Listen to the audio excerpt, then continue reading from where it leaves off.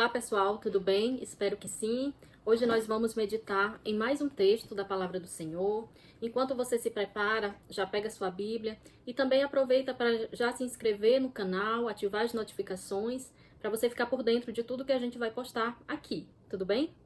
Vamos lá, hoje a pequena porção que a gente vai meditar está no livro de Ruth, o capítulo 1, que diz assim: Ora, sucedeu que nos dias em que os juízes governavam, houve fome na terra.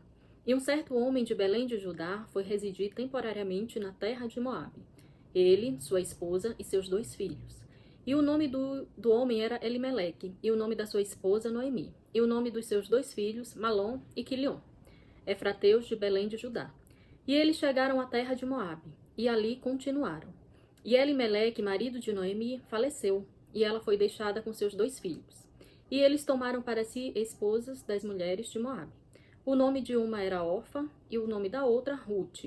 E eles habitaram ali por cerca de 10 anos. E Malom e Quilion também faleceram. E a mulher foi deixada sem os seus 2 filhos e também sem o seu marido. Então, esse texto é muito conhecido, provavelmente você já deve ter ouvido falar, até porque se trata de um livro histórico, de um livro onde a personagem principal dessa história se encontra na genealogia de Jesus Cristo. Então, é um livro que com certeza você já deve ter ouvido falar sobre. E quando a gente se depara nesse cenário, a gente percebe que foi um cenário, ainda na terra de Belém, um cenário de fome, um cenário de extrema escassez, onde Elimeleque resolveu sair da sua cidade para ir para uma outra terra, chamada Moabe.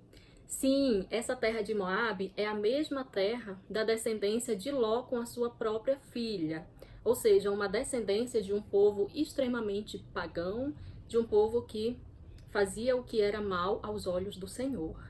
Esse povo também era um povo que cultuava aos deuses Moloque, onde os cultos e os rituais pagãos ali que eles faziam, muitas vezes eles passavam os seus próprios filhos pelo fogo para dar em oferta ao deus Moloque. Ou seja, era uma terra totalmente desprovida da presença de Deus, desprovida dos valores morais das escrituras sagradas. E foi para essa terra que Elimeleque resolveu levar sua família, pois estavam passando por um momento extremamente difícil nas suas vidas. Então a gente se depara com esse texto, de onde ele sai de uma terra cujo nome era Belém, e Belém significa casa do pão, mas naquele cenário não havia pão. Então foi para uma terra onde havia um povo que não fazia parte da aliança com Deus. E lá, o cenário que antes já era difícil, já era um cenário de escassez, já era um cenário de fome, passou a ser um cenário ainda pior, pois teve morte. O que era um cenário de fome passou a ser um cenário de morte, onde Noemi perdeu os 3 homens da sua família. Primeiro o seu esposo e depois os seus 2 filhos. Então Noemi se encontrou ali em uma situação de extrema vulnerabilidade, longe da sua família, longe da sua parentela, sozinha, na pobreza, onde ela mesma fala que ela saiu da sua terra cheia e agora ela se encontrava vazia e tendo que regressar para sua terra vazia. Chegou cheia e voltou vazia.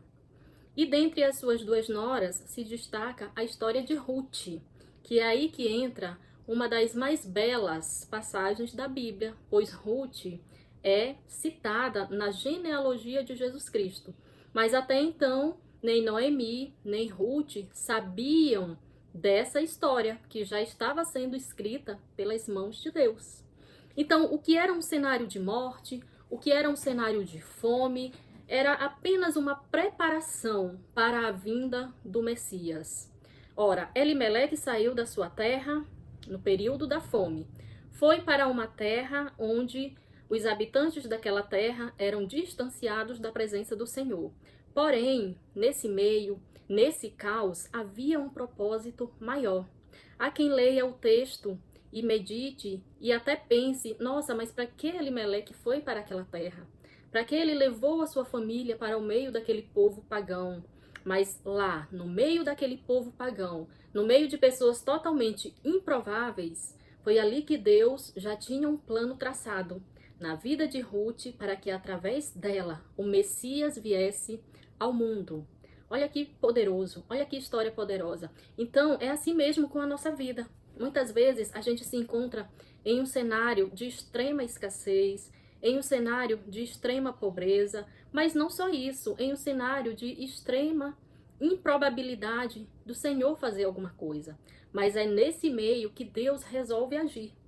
Ora, se nós formos ler todas as passagens de grandes homens, de grandes mulheres de Deus que se revelaram a sua história aqui na Bíblia, nós vamos ver que nenhum deles, absolutamente nenhum, era uma pessoa provida e capacitada para levar, para carregar, para ter consigo as bênçãos do Senhor.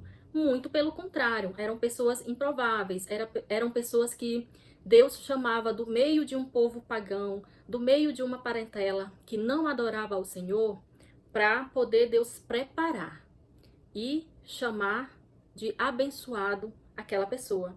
Ainda que essa pessoa tinha que sair do meio da sua terra, do meio da sua parentela e ir para uma outra nação, ainda assim, tudo isso era projetado pelo próprio Deus.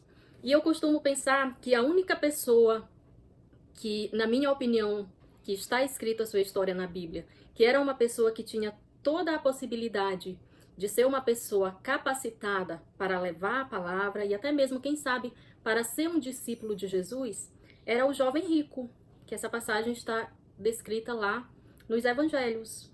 E se você for ler essa história, o jovem rico, ele era um homem que já seguia todas as leis, ele seguia todos os mandamentos e ele guardava para si, ele seguia à risca. Ele era um homem totalmente instruído pela lei, ele guardava o sábado, ele fazia tudo isso e, além do mais, ele ainda tinha muitas propriedades.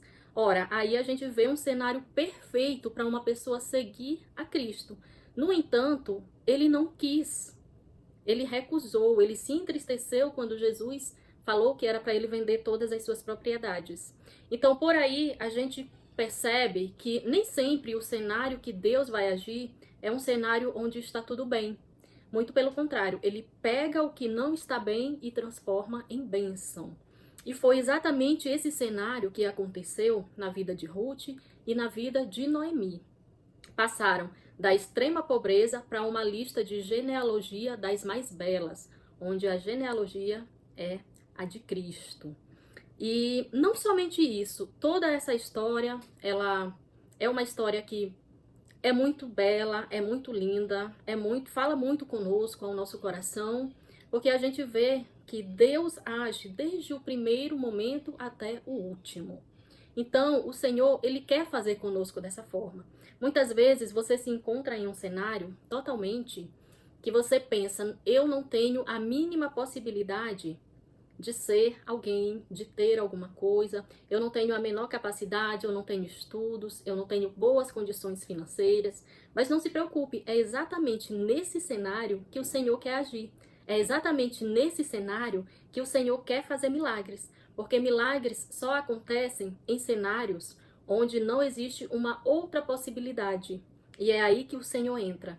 Então, se você se enquadra, se você acha que você está passando por uma situação parecida, é exatamente nesse cenário que o Senhor quer agir, porque Ele é especialista em agir onde nem a gente mesmo imagina que nós poderíamos ser capazes. Não porque nós somos bons, não porque nós somos habilitados, mas porque é o Senhor quem nos capacita. É Ele que faz para que o seu nome venha a ser glorificado. Então, que você medite nessa palavra, que você estude essa palavra e que você perceba que onde havia um cenário de escassez, onde havia um cenário de morte, é aí que Jesus quer entrar na sua vida. O livro de Ruth, ele começa com um cenário de escassez, de fome e logo após se transforma em um cenário de morte. Mas o final do livro é um cenário de vida, é um cenário de ânimo, é um cenário de alegria, é um cenário de mudança de destino, de mudança de diagnóstico. E é isso que o Senhor tem para a sua vida, é isso que o Senhor tem para a sua família. Então, se você recebe essa palavra, já medita, já adora o nome do Senhor, porque é isso que ele é capaz de fazer. E a história ainda finaliza com toda a genealogia. Então, para você ver que onde era um cenário de morte, se transformou em um cenário de vida e de bênção, porque é isso que o Senhor tem para a vida daqueles que o adoram. Amém? Então que você fique com essa palavra, que você medite nela de dia e de noite, e que você tenha uma semana abençoada e paz na sua vida. É o que eu declaro em nome do Senhor Jesus. Amém?